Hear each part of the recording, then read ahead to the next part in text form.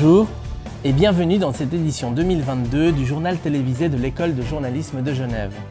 Au sommaire de ce journal, la Suisse accueille toujours plus de réfugiés ukrainiens et nous sommes allés à la rencontre de volontaires qui ont mis en place un vestiaire solidaire au cœur de Genève. Il y a 11 jours, les masques ont été abolis dans les hôpitaux genevois. Le 1er avril dernier, c'était au tour des transports de voyageurs. Toujours dans la mobilité, l'OFT a sorti son rapport sur la qualité des transports régionaux suisses, mise en lumière d'une entreprise qui met aux normes son équipement.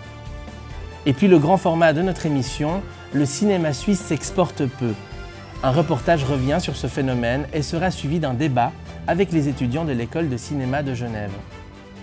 Et nous terminerons ce journal avec un zoom sur un métier peu commun, celui d'hydromélier. La guerre en Ukraine continue de faire rage et de plus en plus d'Ukrainiens arrivent encore sur le sol helvétique. À ce jour, presque 55 000 réfugiés ukrainiens se trouvent en Suisse. Pour pallier le manque de ressources, de nombreuses associations proposent des services d'aide à cette population. Nous en avons rencontré une qui a mis en place un vestiaire solidaire à Genève. Le centre d'aide aux réfugiés ukrainiens a ouvert ses portes le 19 mars dernier à Genève, à la rue du Nant numéro 6. Le centre fournit aux nouveaux arrivants vêtements et produits de première nécessité. Tous les jours, une dizaine de bénévoles reçoivent les dons, les organisent et les distribuent aux demandeurs ukrainiens. Mais leur tâche ne s'arrête pas là.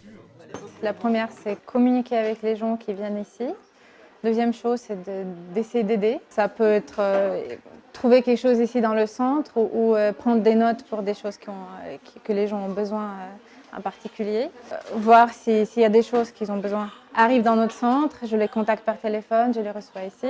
Avant l'ouverture et après la fermeture du centre, je fais de l'ordre ici dans le centre. Je parle avec les gens. J'essaie d'aider. En fait, c'est tout. C'est tout simple, mais c'est assez compliqué. Le centre reçoit tous les jours plus d'une centaine de visiteurs. Ils viennent chercher les affaires dont ils ont besoin et qu'ils n'ont pas pu emporter avec eux en fuyant la guerre. Bien souvent, ils ont aussi besoin d'écoute et de soutien. Il y en a qui sont très heureux d'être là, il y en a qui pleurent parce qu'ils comprennent qu'ils sont dans un pays où ils ne connaissent personne, ils ne connaissent pas la langue. Ils sont ravis de nous voir, en fait, aussi les Ukrainiens qui habitent ici ou pas, parce qu'il y a des volontaires qui sont aussi des réfugiés. Vraiment, chacun vient avec son histoire, ses propres problèmes ou pas. Il y en a qui se lancent tout de suite dans le travail de volontaire ici dans notre centre.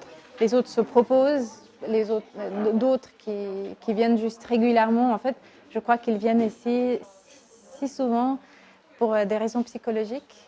Donc c'est pour ça aussi, moi, je viens le plus souvent possible pour continuer à parler avec ces gens, d'essayer d'aider à trouver le confort ici à Genève. Après, oui, ils ont besoin de tout ce qui est vie normale, genre les habits, les chaussures, les produits d'hygiène qu'on distribue ici. On essaye de tenir le stock, mais en fait, on a besoin d'aide. On a besoin d'aide, surtout pour ces catégories-là. En plus, on nous demande souvent les valises et tout, parce que les gens ont quitté l'Ukraine sans rien, en fait, avec les paquets d'habits ou de je sais pas quoi. Donc oui, si quelqu'un veut nous aider avec les habits, les chaussures, les produits d'hygiène et tout ce qui peut aider aux réfugiés de s'installer et être plus ou moins en confort ici. Depuis le 30 mai, plus besoin de porter les masques dans les hôpitaux genevois. Alors que le masque a maintenant complètement disparu de l'espace public le 1er avril, lors des premiers allègements, l'ambiance était tout autre dans les transports genevois. Encore beaucoup de masques sur les visages. Pourtant, depuis le 1er avril, le masque n'est plus obligatoire dans les transports publics suisses.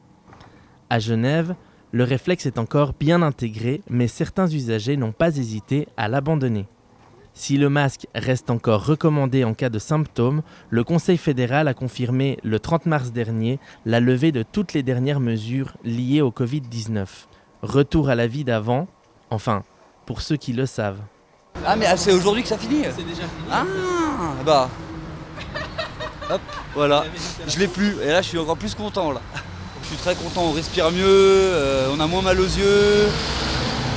Et puis je pense que c'était pas vraiment une bonne protection quoi. On aurait plutôt dû avoir l'obligation de se laver les mains déjà. je pense que c'est une bonne chose dans le sens où s'il n'y a pas d'impact au niveau de la communication, au niveau des contaminations par rapport au Covid, je pense que ça peut être une bonne chose pour les citoyens qui doivent avoir marre de garder le masque, je pense. Au transport public genevois, une exception, les lignes transfrontalières. Le masque reste encore obligatoire en France à partir de 6 ans. Plusieurs usagers se disent encore prudents. Non, moi je le porte. S'il y a beaucoup de monde, je le porte encore, oui. Mais autrement, oui, on est content de l'avoir enlevé. En réalité, ça me dérange parce que le Covid est encore présent. Les gens peuvent toujours tomber malades, et s'ils ne veulent pas utiliser le masque, c'est le problème de chacun. Finalement, la question est de savoir si l'on veut ou pas tomber malade. Et bon, ça ne me paraît pas être adéquat parce que le Covid n'a pas disparu.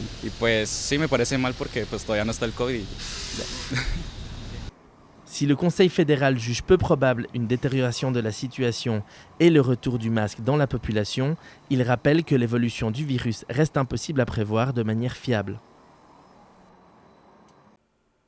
Et nous restons dans la mobilité avec le rapport de l'Office fédéral des transports paru il y a 3 semaines qui évalue la qualité des services régionaux de voyageurs.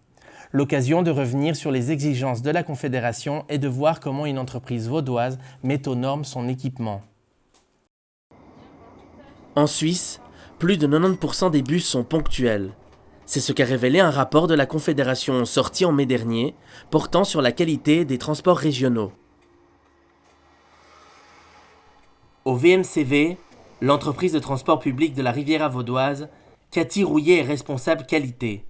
C'est elle qui est garante du respect des critères de qualité analysés grâce au QMS TRV. Le QMS TRV, en fait, c'est un système de mesure de la qualité qui a été mis en place par l'Office fédéral des transports lié au trafic régional voyageurs. En fait, chez VMCV, on a 2 sortes de lignes de bus. On a des lignes urbaines, qui sont considérées comme urbaines, qui sont financées par les communes. Et on a des lignes de transport de trafic régional qui sont financées par l'Office fédéral des transports, donc la Confédération et le canton. Étant donné que c'est des subventions fédérales, la Confédération veut avoir une garantie comme quoi le financement alloué est utilisé à bon escient pour satisfaire la clientèle. Pour satisfaire leur clientèle, entre autres critères de qualité comme la propreté des véhicules, le confort de conduite ou le respect des lois sur les personnes à mobilité réduite, le critère de ponctualité est au centre des préoccupations. D'où l'installation d'un nouvel SAEIV qui va nous permettre justement de pouvoir mieux anticiper les perturbations de trafic qu'actuellement. Le SAEIV, c'est le système d'aide à l'exploitation et d'information de voyageurs. Un système que les VMCV devaient changer pour répondre aux nouvelles exigences de l'Office fédéral des transports. Émeric Tapia Almosnino en est le responsable et depuis 2 ans, il travaille à son déploiement. Alors justement, ce nouveau système nous permet de répondre à l'exigence de transmettre les horaires en temps réel sur des bases de données nationales, puisque c'est un système qui possède l'intégralité des fonctionnalités qui sont requises par l'Office fédéral des transports. Le voyageur, lui, dans nos véhicules, déjà sera informé avec des informations qui seront plus exactes, qui tiendront compte de la situation réelle de l'exploitation. Des horaires en temps réel, des informations plus pertinentes et des bus flambant neufs. Mais ce changement offre aussi de nouveaux outils de travail aux collaborateurs de l'entreprise. Alors effectivement, c'est une amélioration pour nos voyageurs et c'est aussi une grande amélioration pour nos collaborateurs qui bénéficient d'un outil de travail beaucoup plus moderne et qui leur permet d'avoir des informations plus nombreuses et de meilleure qualité dans les véhicules pour les conducteurs et sur le poste de régulation pour nos régulateurs. J'appelle le 805. Tu m'entends le 805? Oui, je t'entends. Écoute, c'est juste pour faire un petit contrôle de liaison. Le projet qui a coûté 2 millions de francs à l'entreprise a en outre représenté un vrai défi technique. 49 véhicules ont dû être mis à l'arrêt pour y installer le nouvel équipement tout en maintenant l'exploitation du réseau. Un travail long de 6 semaines, sans compter les développements nécessaires à l'adaptation des autres systèmes de l'entreprise. Et on est en train de commencer les tests pour se raccorder justement à l'horaire en ligne Et on peut espérer que la mise en service se fasse d'ici la fin de l'été 2022. Prochain arrêt, Vevey, entre deux villes. Connexion avec les lignes 207 et 208. Cinéma, et ce sera le grand format de notre journal, les Suisses ont voté oui le 15 mai à la Lex Netflix. L'occasion pour nous de nous pencher sur les projets cinématographiques en cours et la place du cinéma dans notre pays. Nous en débattrons en fin de reportage avec des étudiants de l'école de cinéma de Genève. Luca Bertogliati Colucci est acteur. Enfant de la Suisse aux origines italiennes, il étudie actuellement à l'école Acting Studio de Lyon. Le 9 juin dernier, il présentait son premier court-métrage Malandrino au Cinéma Rex de Vevey. Le but, c'est de faire un court-métrage pour faire une sorte d'exercice, on va dire, de voir un petit peu comment ça se passait au niveau de la réalisation. Je ne suis pas réalisateur du tout, donc je voulais m'essayer un peu à la réalisation. Et puis voilà, on a voulu faire un 20 minutes pour montrer un petit peu la direction qu'on voulait prendre, et puis donc faire un long métrage par la suite. La nostra vita è un viaggio nell'inverno e nella notte cerchiamo la strada in un cielo in cui non c'è luce. Son film, réalisé en 48 heures à l'aide d'amis comédiens et réalisateurs bénévoles, ne lui aura coûté qu'un peu de temps. J'ai bien aimé la prise de vue, le rythme du film. Eh bien, ce film, il est un peu foufou, il est inhabituel, déjanté. Là, il avait ni temps ni argent et il arrive quand même à proposer quelque chose qui est vraiment très ambitieux. C'est pour montrer de quoi on est capable avec 3 bouts de ficelle, en fait, et puis montrer que sans budget, voilà, on a envie d'aller dans cette direction-là, la ligne graphique, ce vers quoi on tend, on veut tendre pour un long métrage. Son objectif, intéresser des investisseurs et donateurs pour financer un long métrage. Un projet audacieux, d'autant que le jeune acteur souhaite réaliser un film suisse dans un genre peu exploité selon lui. L'idée, c'est de partager un peu, de proposer un film d'action et de comédie, un peu dans l'univers de Guy Ritchie, évidemment sans prétention, hein, mais c'est vraiment une grosse référence, quoi. Et puis le but, c'est de proposer ça en Suisse, ou que ça soit réalisé en Suisse pour montrer que c'est un genre qu'on aimerait pouvoir exploiter et puis qu'on pense pouvoir proposer dans le cadre du cinéma suisse. Dans le cadre du cinéma suisse, mais pas que. Luca Bertogliati Colucci s'autorise déjà à rêver d'une diffusion de son film au-delà de nos frontières helvétiques. Le public, c'est la francophonie, l'Italie, la Suisse. Ça peut s'adresser à un large public. Non, l'idée, c'est pas de me cantonner à la Riviera.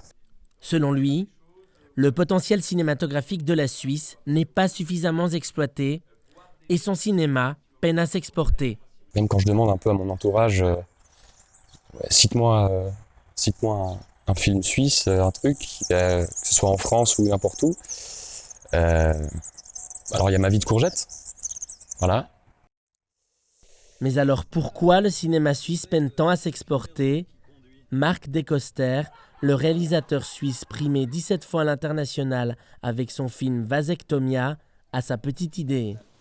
Alors pour moi, la place du cinéma suisse à l'international, j'ai l'impression que c'est surtout la place du cinéma documentaire en fait, qui prévaut pour le cinéma suisse. C'est-à-dire que le cinéma de fiction helvétique, ça reste très timide sur la scène internationale. Je crois que j'attends ce moment depuis 20 ans.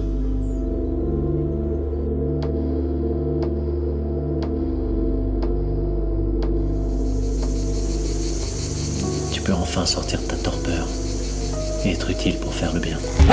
Le réalisateur nyonnais n'en est pas à son coup d'essai. Vasectomia, son film sorti en 2021, succède à plusieurs réalisations de comédie et d'action. Preuve qu'il est possible d'en produire. Pourtant, Marc Decoster constate que la diffusion de tels films reste difficile. Ce que moi je perçois comme défaut, c'est que c'est très helvético-helvétique. C'est-à-dire que les films qui sont subventionnés en Suisse, je suis bien placé pour le savoir puisque mes films sont quasiment jamais subventionnés. Les films subventionnés en Suisse, c'est quasiment toujours des films qui ont attrait à l'histoire suisse, au monde social suisse, ou les documentaires, quoi, en gros. Donc tout ça crée un cinéma qui est très penché sur lui-même. Encore une fois, il y a des exceptions, hein, évidemment. Mais c'est un cinéma voilà, qui se regarde un peu trop le nombril pour s'exporter. Le cinéma suisse serait donc en quelque sorte verrouillé. Mais les générations changent et de nouvelles clés pourraient permettre de faire sauter les verrous du 7e art helvétique. Je pense que la clé, c'est de parler de tout.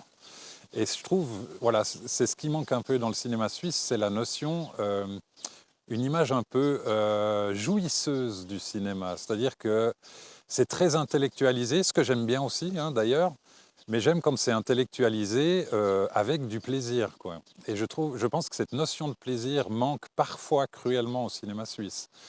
Il faut toujours qu'il y ait du politique, du social et je pense que ça noie le propos de films qui pourraient être juste un bon moment de cinéma, en fait.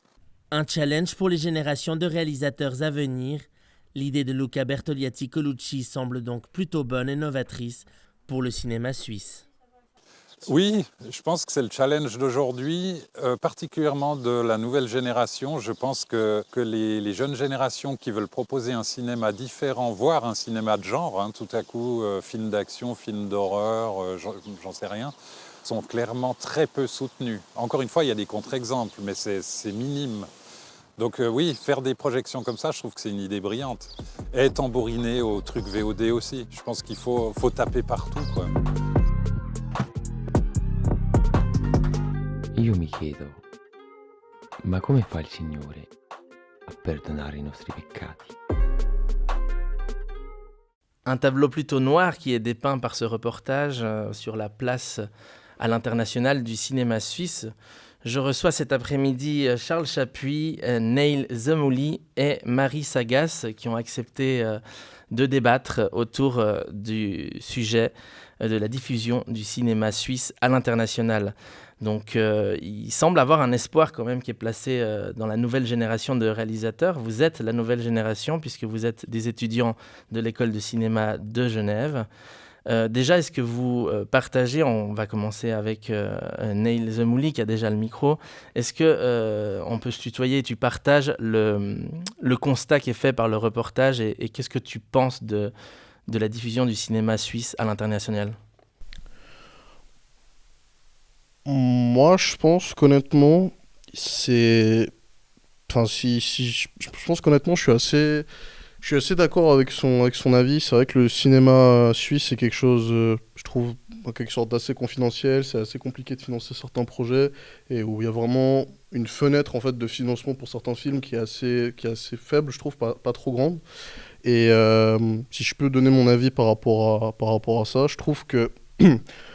Moi, je trouve qu'honnêtement, le cinéma suisse peut difficilement trouver une place à l'international, dans le sens que je trouve, et ce n'est que mon humble avis, que en fait, il y a trop une espèce d'influence en fait des pays en fait autour, parce que la Suisse ça a pendant été longtemps une sorte de carrefour culturel, mais où sur certains aspects, pas tous, je trouve qu'on a eu du mal entre guillemets en fait à ressortir quelque chose c'est-à-dire utiliser ça plutôt comme une influence que comme le corps même du truc. Si on prend par exemple l'exemple du cinéma américain, par exemple. Il y a eu par exemple énormément de réalisateurs étrangers qui ont pu s'installer là-bas, ce qui a pu forger en fait le cinéma américain en donnant par exemple leur vision des choses, comme par exemple certains réalisateurs italiens, français ou autres. Mais c'est pas devenu en fait le cœur même du cinéma en fait américain, c'est plus devenu des inspirations. Et pour moi, la Suisse devrait prendre en fait cet aspect-là et se dire que prendre par exemple des créateurs étrangers, prendre leurs concepts, certaines de leurs idées, mais en ressortir quelque chose de nouveau et d'indépendant en fait de ça. Mais pour moi, je pense que c'est possible, mais il faudrait juste faire ça. C'est qu'un des nombreux aspects du coup des problèmes de l'exportation du coup à l'étranger, je trouve. Mais pour moi, la situation n'est pas vraiment perdue totalement. Je pense que pour moi, il faut juste se dire ne pas prendre en fait pour argent comptant la culture cinématographique d'autres pays, c'est-à-dire je trouve, mais se dire plutôt s'inspirer de ces dites cultures plutôt que de simplement juste prendre comme ça. Mais pour moi, ça n'est pas impossible, surtout que la Suisse est un pays multiculturel, on a cette chance-là, et du coup, je pense qu'il faut s'inspirer de ça pour créer quelque chose de nouveau. Mais c'est tout à fait possible, je crois en ça. multiculturel et avec de magnifiques paysages. Est-ce que, par exemple, Marie Sagas pourrait nous dire ce qu'elle pense que la Suisse pourrait apporter comme plus-value dans le cinéma à l'international ? Financièrement, je pense. Non, plutôt en termes plutôt en termes de paysages, en termes de ressources, en fait, pour le cinéma. C'est-à-dire que je comprends pas trop En la termes question. d'acteurs, en termes de... Alors, en termes d'acteurs, je sais pas, mais en termes de paysages, c'est vrai qu'on a... on a des beaux paysages chez nous, donc... je sais pas trop quoi... Je comprends pas trop... J'arrive pas trop à m'étendre sur la question, je comprends pas trop. Est-ce que, je vais te poser la même question. Ouais. Est-ce que tu partages justement ce qui est dans ce reportage et est-ce que tu as un avis différent de celui de ton collègue ? Non, moi je suis totalement d'accord avec ce qu'a dit Neil.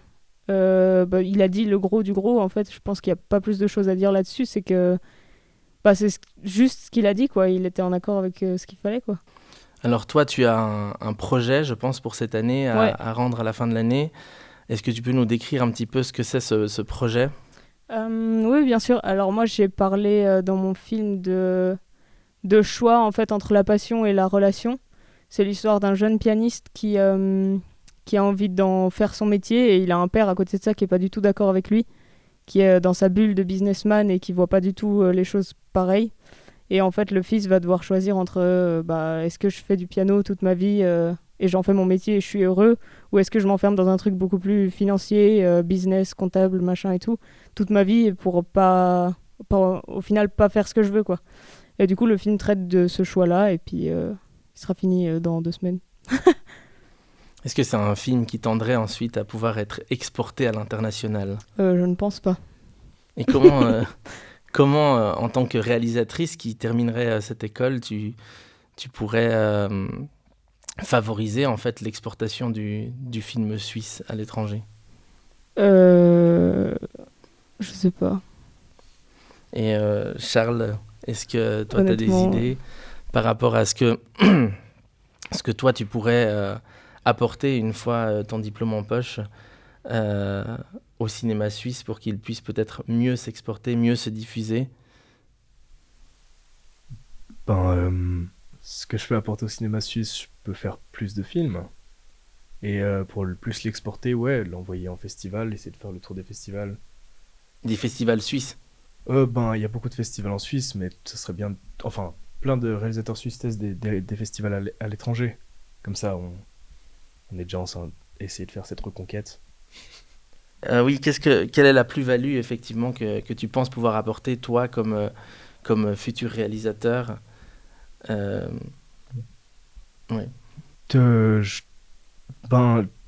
En tant que futur réalisateur, comme tout réalisateur, je pense que j'apporte ma façon de... Enfin, mon style, quoi.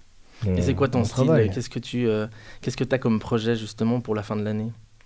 Là, moi, mon court-métrage, c'est un western sur l'histoire d'un jeune homme qui vient de commettre avec une petite bande de pseudo-criminels un braquage au 19e siècle de train. Et après coup, au moment de compter de l'argent, il réalise que l'un des autres braqueurs a kidnappé une jeune fille. Et tout le film porte sur le fait que ce jeune garçon, il est encore assez jeune pour faire ce choix qui est soit faire ce qu'il trouve juste. Soit faire ce qu'il trouve juste, soit choisir la voie de la facilité et continuer sa vie comme elle est déjà. Et comment tu motiverais si tu devais justement vendre ton film à un producteur, un western réalisé en Suisse ? Un western suisse, filmé en Suisse aussi. Filmé en Suisse. Pour un western, c'est courageux. Dans les vignes. Ouais, dans les vignes. Non, mais en soi, comme vous disiez tout à l'heure, il y a des très beaux paysages en Suisse. Et au bord du Rhône, ça fait vraiment... Le lieu que j'ai trouvé fait très... On dirait le Texas, c'est assez dingue. Alors que c'est le bord du Rhône, quoi. C'est à Honnay. Et toi, Neil, qu'est-ce que tu as comme projet pour la fin de l'année, comme projet de... C'est un 10 minutes que vous faites ?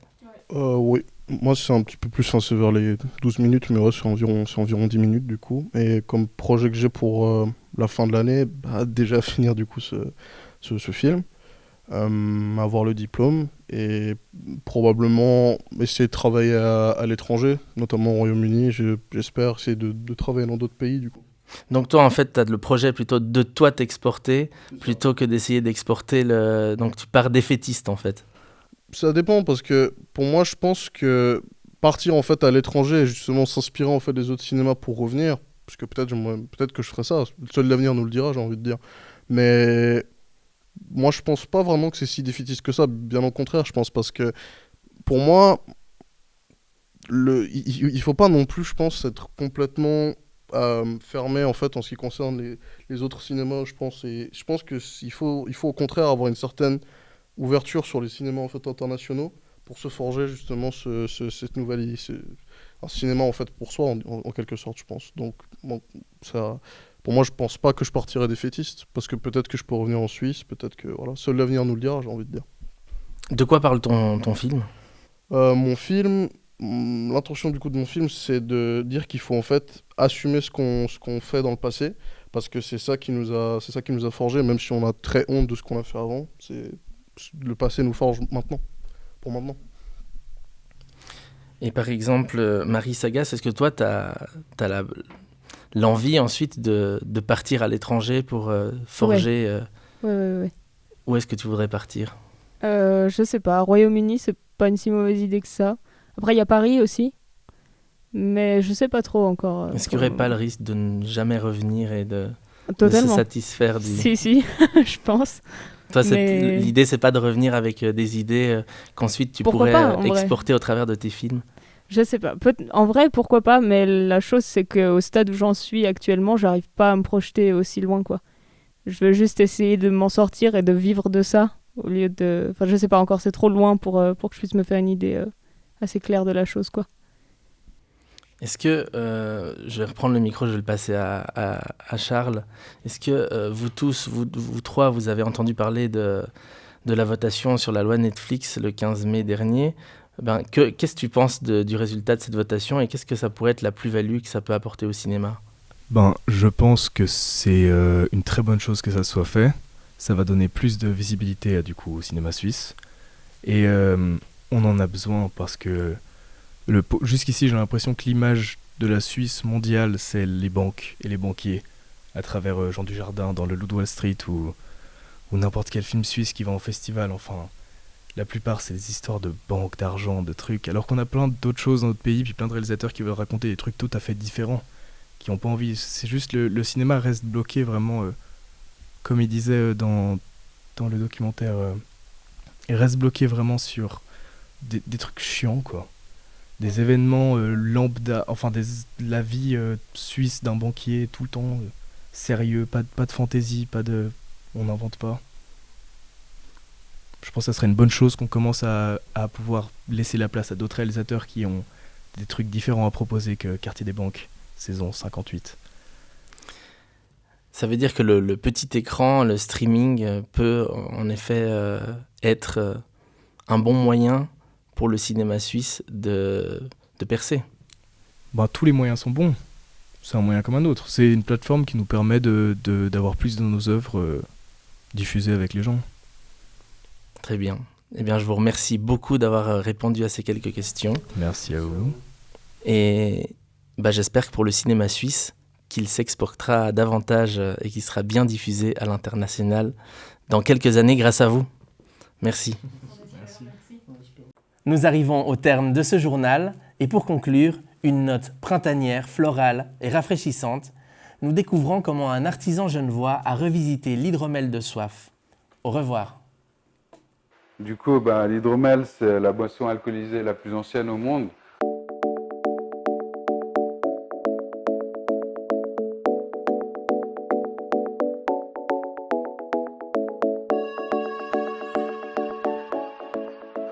Ça s'obtient par la pure fermentation du miel. Donc on mélange du miel et de l'eau et on fermente ça environ 3 semaines. Et ça nous fait un alcool léger, floral, pétillant, qui se boit au soleil en terrasse.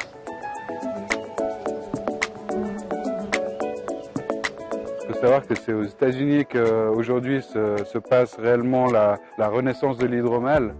Donc j'ai trouvé un stage à Oceanside, qui est une ville juste nord de San Diego. On transmet le savoir-faire de l'hydromel de soif. C'est de l'hydromel léger, qui est un peu moins sucré, qui est pas liquoreux comme l'hydromel traditionnel que les gens connaissent.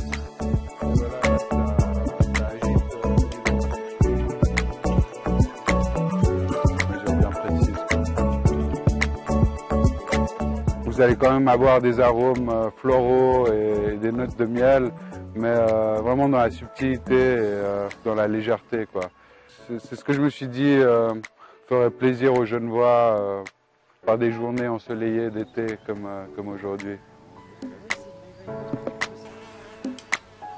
Ces ruches, on vient de les installer début de cette année, donc on va leur laisser, je pense, la première année pour se développer.